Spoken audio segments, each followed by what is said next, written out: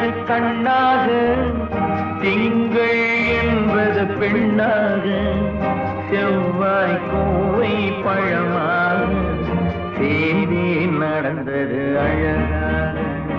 ஞாயிறு என்பது கண்ணாக, திங்கள் என்பது பெண்ணாக, செவ்வாய் கோவை பழமாக தேதி நடந்தது அழகாக.